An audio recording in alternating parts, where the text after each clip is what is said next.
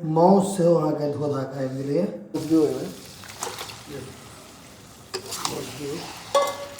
तो आई निर्णय लेने छिए जे माउस आने के पाई दे साला का बढ़बे तक करबे अपने। देखियो अच्छा देखे छी नया भंसिया छी होइते छी मन खराब छै यो अंत में सपोर्ट करे ला आबे गेलखिन। आब अहाँके देखियो मां लागल नहीं ना अब अंत छै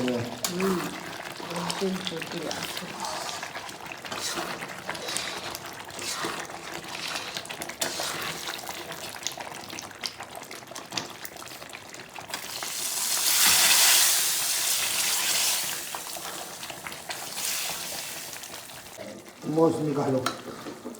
ठाई निकाल दियो बढ़िया से बस हमरा दो हां ई यहाँ के जे छै माउस भात प्याज ई यहाँ के जनरली कोनो होटल में ई अवेलेबल नहीं है। जोड़ के ने से को एक नंबर राही होटल निकाल लगे राही फर्स्ट क्लास में अब तो छै जे माउस सिद्ध भेल छै एक नंबर। हाँ से बुझा गेल हमरो। समस्त मिथिलावासी के हमर प्रणाम। हम प्रणव झा स्वागत करै छी यहाँ सब गोटा के आगे अपन पेज अपन चैनल मिथिलांचल व्लॉग्स पर। और अखन हम जा रहल छी लाबै ला माउस।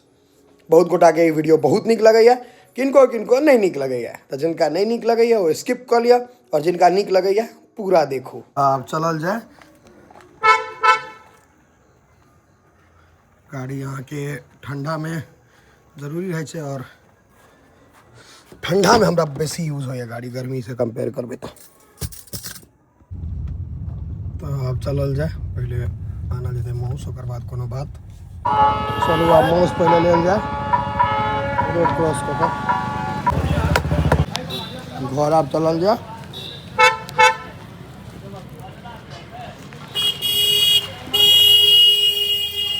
भेट गेलै माउस चलल जाए।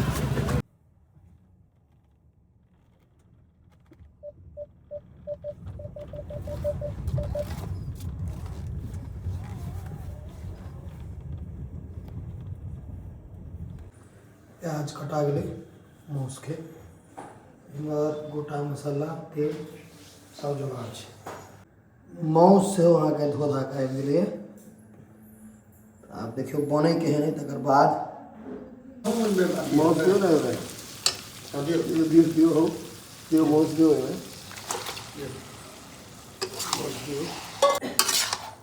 माउस आई संजोग से कोई घर पर छथि नहीं तो हम ही माउस बना रहल छी। ई गप हम झूठ बाजि रहल छी पापा छथिन लेकिन माउस हम बना रहल छी। ठीक छै चेक करे छे ने माउस के की पोजीशन जा रहा है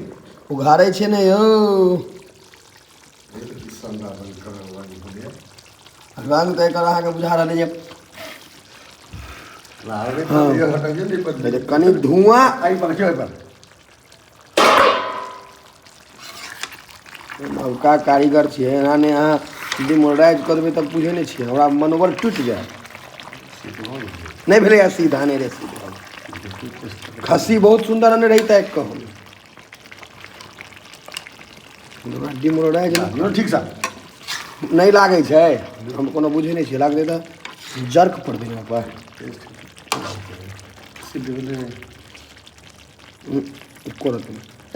देखो ना ये कही रहल छी ने नहीं भेले वही में आब अहाँ के टमाटर के पेस्ट पड़ गए देखियो ये माउस में माउस अहाँ के बनल एकदम शानदार देखियो जबरदस्त एक नंबर लाजवाब माउस के बनल। आब एकरा घींचबै बात संगे आई हम सब के रेस्ट दिलिए या माउस बनेबै अपने पप्पा से पूछबे स्वाद केहन छै अपने तो नीके लागत अपने बनेलहुँ हैं तो मेहनत लागल है ताहि दुआरे कनी अहाँके भऽ रहल छै बनि रहल छै मोन होइए जे कनी टेस्ट करिए लेकिन अपने बनबै छियै तऽ अपने चखि लेबै तऽ नीक खराब बुझि जेबै तऽ मोनमे अफसोस हैत ताहि दुआरे एखन होबऽ दै छियै जखन सिद्ध हेतै एकरा टाइम लगतै झाँपि झुपि कऽ धऽ दियौ तो आई निर्णय लेने छिए जे मौस आने के पाई दे साला का बनबै तब करबै अपने। देखियो आप सब देखे छिए नया भंसिया छिए होइते छी ई यहाँ के भेलैया सबके कहि देलिए अहाँ सब छुट्टी में रहू मौस बनाएब आइ हम खाएबो हम अहूँ सबके खुआएब। ई एखन अहाँके बनि रहल छै ई देख कऽ तऽ लगैए होटल ढाबा जेना मन होइए जे कनि घीच दिए लेकिन स्वाद अगर बुझि गेलिए तो फिर हमरा जो छै ने एक्साइटमेंट जे नीक छै कि खराब अगर खराब लागि जाए तो मन टूटि जाए नीक लागि जाए तो कहबै बाहरे हम ताहि दुआरे अखन एकरा हुअ दै छै आब भए गेल छै आखिरी दौरमे छै देखियौ हमरा गरम गरम नहि लगैए देख रहल छियै खदेक रहल छै एकरा झाँपि दै छियै ई आरामसँ अखन होइत रहतै बुझलियै आब सीधा घीचे लिया लिया कोन पेस्ट से पीस लिया होइए टेस्ट अगर बताओ केहन छै खाएके अपनो मोन होइए लेकिन खा नहीं सकै छी जो खराब लागि गेल तो दुख हैत आ नीक लागि गेल तो बाहरे हम से वाला बात तो आबैए खाना हम बाहरे हम कहिए दै छियै झूठे किया नहीं कर सीधे देखा टाइम लगता है काँच छै यौ काँच छै एखन झाँपि दियै जल दऽ दियै कनि एहि पर से धो दियै की सब देलियै हमर घी आ गोटा मसाला सब इलायची नहीं मन खराब छै तैयो अहाँ तऽ सपोर्ट करे लए आबि गेलखिन देखिए केहन करत तो कहलिए फिनिशिंग टच फिनिशिंग आदमी के देबाक चाहिए मेन आदमी के तो फिनिशिंग टच मम्मी दऽ रहल छै चलो आब अहाँके देखियो माँ लागल नहि ने भऽ गेल छै आब अन्ते छै ने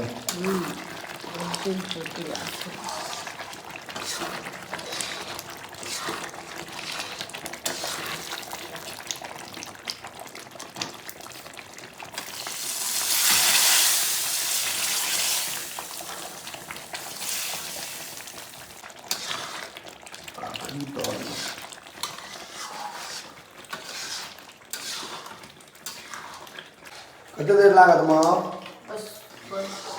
बंद करे छियै भऽ गेलै सिद्ध भऽ गेल बढ़िआँसँ करू कम छै ने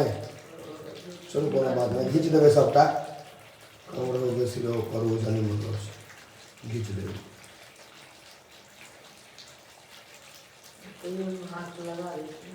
के भात बन कऽ तैयार छै मौस और भात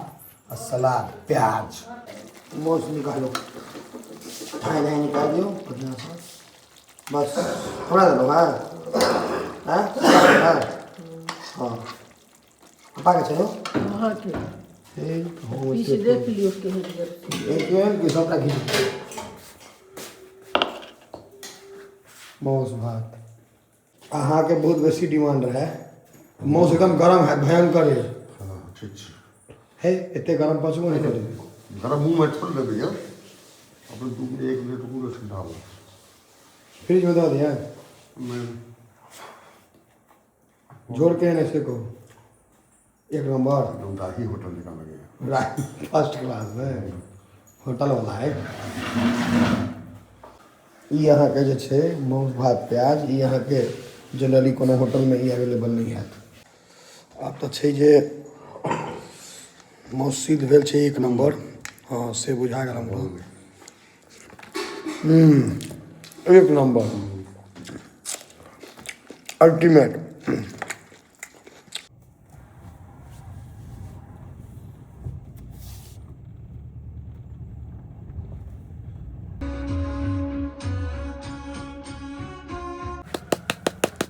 बस कंप्लीट कर दियो